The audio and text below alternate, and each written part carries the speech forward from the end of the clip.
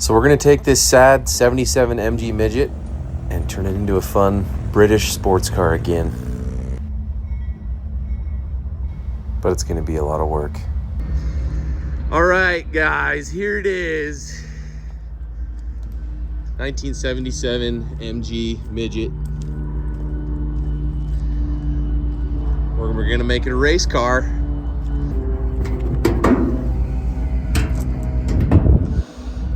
I just need to make a little assessment of what all is here and what's needed.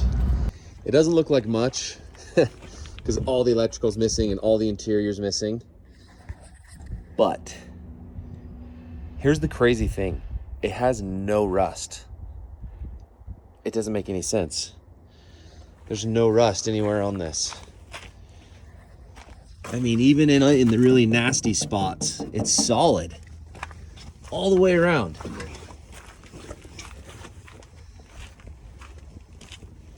I don't know what happened here, why this is different, but it's solid all the way around. After an assessment of the vehicle, we've got wheels, we've got a motor, we've got carb, but we don't have much else. So I order the radiator, we start doing some spark plugs, then we mess with some plug wires and start to actually put this thing together. Additionally, we pull the gas tank because it's completely full of sludge, and we pull the wheels so that we can get them powder coated so we can roll this thing home to my place and start putting it together the rest of the way. I get help from friends, but a lot of this stuff I do myself. So can I roll this thing down by myself? I think I can do this myself.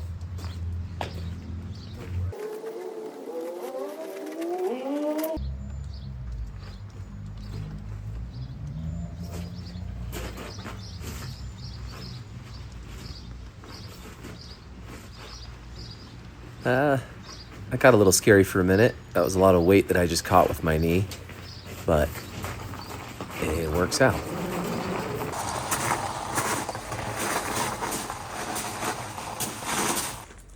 Okay, this evening, making some progress on here. I got all these hoses connected for all the crazy cooling system on here. This will connect in just a minute, but I need to fabricate an adjustable bracket for the alternator. So this is the sort of crap you do when you pick up a car that hasn't run in ages. There's a bunch of weird stuff missing. Fabricating. So this is the goal. All right. So my fancy bracket worked. And I got this rehooked up. We got it filled up with coolant and we got everything connected. And no coolant is leaking. So that's great. We got the heater mounted up. So next I need a battery. And I gotta mount up the gas tank. Oh, such a good feeling, a new gas tank. So I gotta get the sender unit out of this one. Okay, I'm gonna be honest. I am impressed. So the little float was fully seized. It's now free and we've gotten all the rust and junk off of it. So I'm gonna run a little bench test and make sure this is reading that this float is actually sending resistance. So what does that mean? So you have a gauge up at the front of your vehicle and it has a positive connected to it, and then the negative that connects to the other side is what comes from this. So the vehicle is grounded and this plate is grounded, but this little sender is isolated. And this float is what determines resistance to that negative ground. So let me show you how to run that test. So I've set it up to ohms. And right now I'm gonna pretend that this vise is the chassis. And so I'm reading 250. And as I lift the float, that number should drop, drop, drop, drop, all the way down to 40, 30, 21, 19. And I drop it back down, it should go up to 250 again. Boom. So it's working. Now we install that sender unit into the new gas tank. You do have to scratch off a little paint to make sure that it is connecting with the raw metal. Now we throw in our lawn and garden battery. Okie dokie.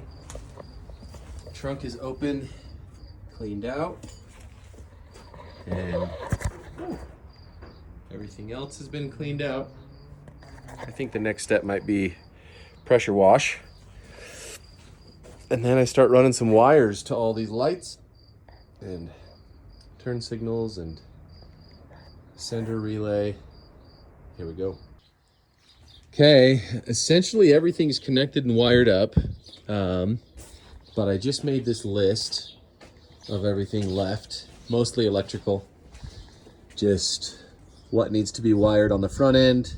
This is already wired up to the ignition switch, the key. What needs to be wired on the back end. And then I need to install the fuel tank and troubleshoot the fuel pump a little bit. But that's it. That's crazy. So I ran this cluster for the key and everything's marked. And now I just need to run a cluster to the tail end, and then I need to run a cluster for accessories and gauges. And then it's just installing the fuel tank and it'll be running. Let's talk a little bit about bumpers. This is a 1977 MG Midget. So what that means is this is after the 1974 DOT rules that required a bumper to be able to absorb the impact from rolling at 5 miles an hour. Japanese cars, British cars, German cars, every car that was imported into the United States had to meet that rule starting in 1974. So it drastically changed the way cars looked. This one looked, in my opinion, pretty stupid in 1974 through 1980. Because they just modified the car with a giant rubber bumper, and it was hideous. There's other examples of BMWs that were modified that are really ugly. But what I've learned, you can actually just remove the bumper, cut the frame back, and the front end is the same as a front end from the 60s. I actually have this grill. This is a grill from a Midget in the 60s, and it actually fits right inside there, making this front end basically the same. Been fiddling for a little while. Wasn't getting spark, wasn't getting fuel. Just put an electric fuel pump in. We got a couple little pops here and there, so let's see if it works now.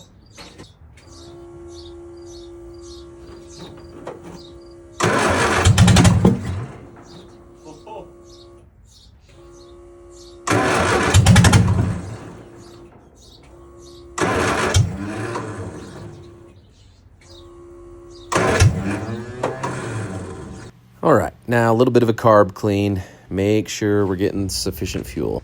Okay, so it ran pretty good. It didn't quite idle. I'm gonna see if I can throttle it up the idle a little bit.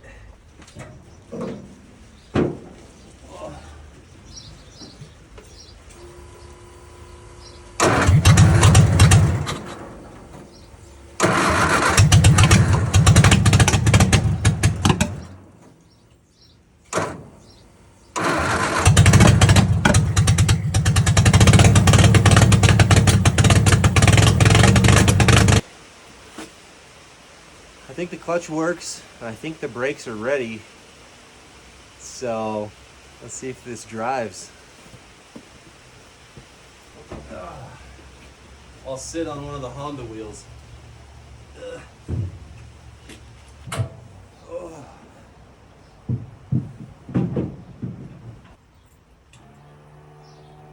Here we go.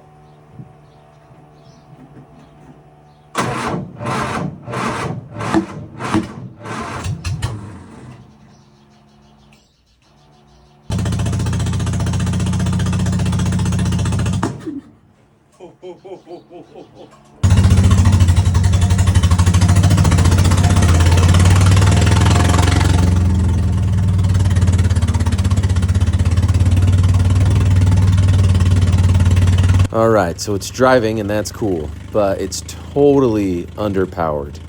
I am trying to figure out, is it just got terrible compression? If I got a problem with the head gasket or a couple cylinders, I'm not exactly sure, so a little more troubleshooting. Okay, so let me give you the update on where we're at with the car. So we ran this thing and it was totally gutless, which is really alarming. Usually that's an indicator of low compression if everything else is good. You know, fuel's good, firing order's good, timing's good, everything. So I was worried. In addition to that, this is your heater. And the heater blows air over your coolant lines from your radiator. Your radiator circulates coolant into here. Well, after I ran it, we had oil coming out of the heater, which is really bad. How can I have that much oil in my coolant system leaking? And it was all pooled up all over here. So pretty catastrophic, pretty serious problem. Then Jonathan came out to help me troubleshoot a little bit. And the weird thing was that the coolant actually looked clean. So what's going on? So I've never worked on an MG before, and it turns out that they have an oil pressure sensor that is not electronic. It is mechanical. So you literally have a hard oil line that comes up and it plugs into your dash, and you literally have oil pressing on a sensor to tell you your oil pressure. Well, this hard line was actually sandwiched underneath this box. And so I had oil spitting out underneath this box. It was not oil in my coolant. And we learned that I'm a giant idiot, and the rotor in the distributor cap actually rotates counterclockwise. And so 2 of the cylinders were not firing, only 2 were firing in order. Checked compression were 115 to 122 in all the cylinders, and the oil's clean and the coolant is clean, and this is a healthy car. And here's the test drive immediately after we figured out the issue with the firing order. Pretty exciting.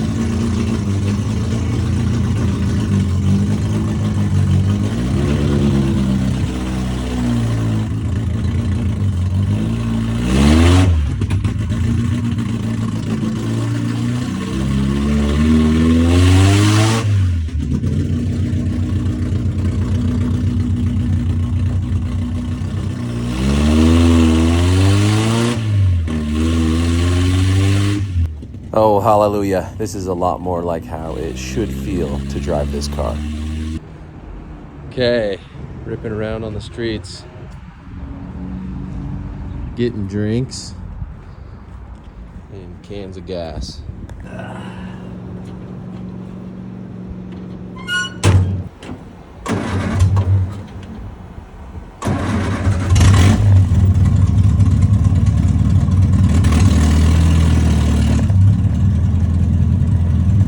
All right, it starts up, it idles, it's got fuel. Let's push it a little.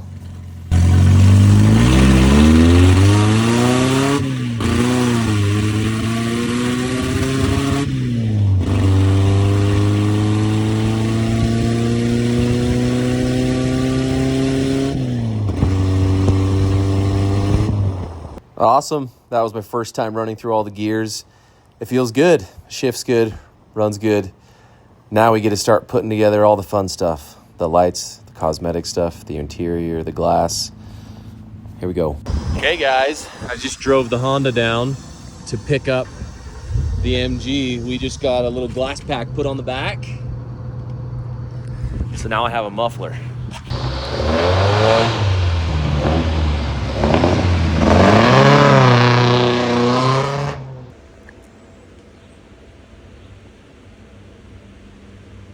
Hey, bud. Okay, so I pulled one of the gauges that I'm gonna use, and then I've got a bunch of new gauges, and now I need to make them fit. So a lot of these holes are too small. So we're gonna use this sheet metal to create a new surface. So we cut down the sheet metal to make the new faceplate where we're gonna have all the dials. And then we cut out the original faceplate so it's not in the way, so that we can weld this new one into place and start measuring and cutting the holes for the dials. Now the dash is not perfectly flat, so we got to do a little bit of shaping with a hammer and dolly here. One of the biggest issues about driving vintage cars regularly, they never have cup holders. So if you're going to be making a custom dash, it's time to add Some cup holders. Just mocking these up. And then I think I'm going to put a bunch of switches right here. Okay, first hole. Nice. Okay, so we got the metal replaced. We got all the holes dialed.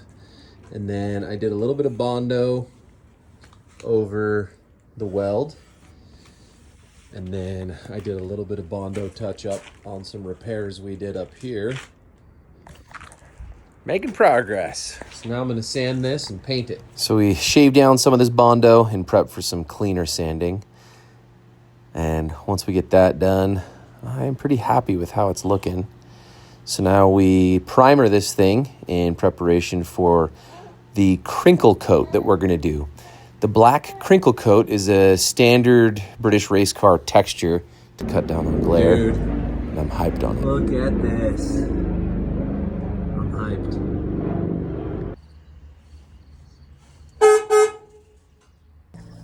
Okay, so I want to use as much original paint as I can. There's a lot of good original paint on this car, except this fender, and then a little bit of bodywork repair that we had to do right here. So I am going to polish this rear end so that I can remove the trunk and use it for the paint match. But we don't want to paint match the paint until it's polished. So that's what I'm doing. Okay, old original paint. And here it is polished up. And I've only done the heavy cut. I haven't done the fine cut or the polish. So now let's get this Watch for the spider. All right, this single stage paint really polishes up nice. Now let's take it to get the paint match. Okay, I got the paint match done just in time to do it. Okay, so the reason this panel's blue, it was originally the same color as everything else, but in the bumper delete, we want to patch these giant holes. And so Tanner already did that over here. And when he did the metal work here, he painted this panel to prevent rust. So anyhow. Now it's time to do the same thing on the other side. Gotta get some of this paint off so that it's ready to take some fresh metal. Then we cut the metal, we shape the metal, we bend the metal, and we fill this hole. All right, we're mighty close. Just a little more trimming so it fits in nice. And then we hold this thing in place with some magnets. And then we'll tack a few corners. And then we go to town getting this thing solid. I'm really not a pro welder or metal guy, but this did the job, and I'm really happy with the results in the end. After we got it pretty clean, we did a small skim coat of Bondo, and then we primed it in prep for some paint. Okay guys, it's time. I think I am prepped. I got the hole patched, got a couple other dents patched. Oh, and I'm hot and sweaty. All right, let's paint. All right. Well, this morning, there was a great big hole right there. There was a dent and a dent and a dent. And this whole panel was blue. I'm pretty hyped. I did a lot of work today on this car. Now, truthfully, the paint gun I used was kind of garbage, and so it was spittling all over, and then I had a bunch of bugs land in it as it was drying. So I need to do some serious sanding to really smooth out this orange peel and texture and get it to a happy place. Later, I will be doing additional paint as kind of an accent on the nose. So because of the modifications we did to the lights, the frame, and the bumper, this is actually the bumper from the 60s MG Midget. And it fits right in there. So it's aluminum. It was plated and painted, and the vapor blast got that off. Obviously, you can still see there's some yucky remnants here and there. But I'm pretty happy with how it turned out, and I'm pretty happy with the smile on the front of this car. Okay, we're really at a fun point. The car's running good, paint's looking pretty good. Now we get to start putting together the interior. This is a carpet kit that we brought in. We also did a bunch of sound deadening material, and it's starting to really come together. Okay, so I got the carpet done, and I'm pretty happy about it. This is kind of messy, so I might pull that off. But yeah, I'm excited. So next up will be getting the seat rails mounted and attached to the buckets, and then upholstery. So these are just kind of floating. They're not connected. So I'm gonna need to fasten a structure to keep these rigid together.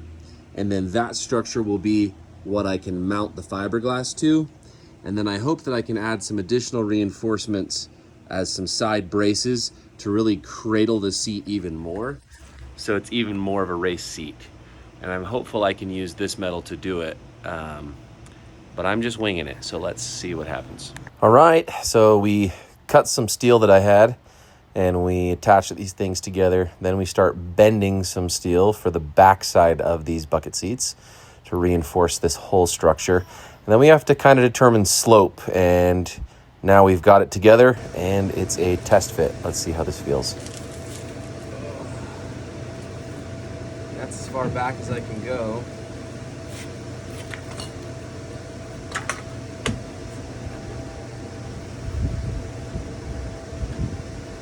I feel like that's too close. Okay, new mock-up. I scooted the chair a lot further back on the frame, and so now it is actually touching the back. So this is as far back as I can go.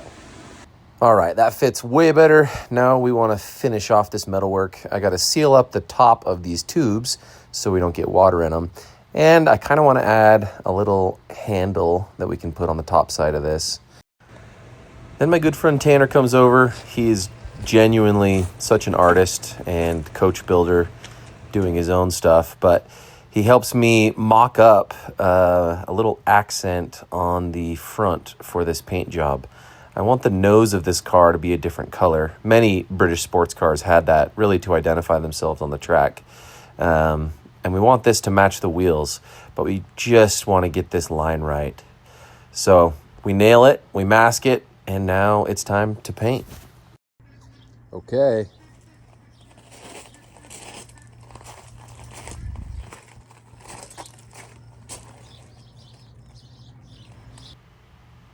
Really, really happy with this, and this is genuinely like Christmas morning, seeing how this all turns out as you peel back the masking. You can see right where I'm peeling is a body line. That's a natural body line that is there. This car shares lots of parts, motor, chassis, with Bug-Eye Sprite, and that line right behind the wheels there is a unique piece to the Bug-Eye Sprite in the way that the hood opens. So we just wanted to follow that line and take it all the way up around the nose for this little accent.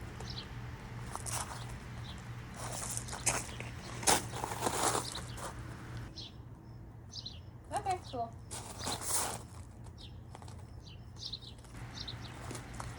All right, now this car has a little cover, but the cover has totally shot zippers, totally shot snaps. So I'm gonna replace the zippers, replace the snaps so that we can actually use it on the car.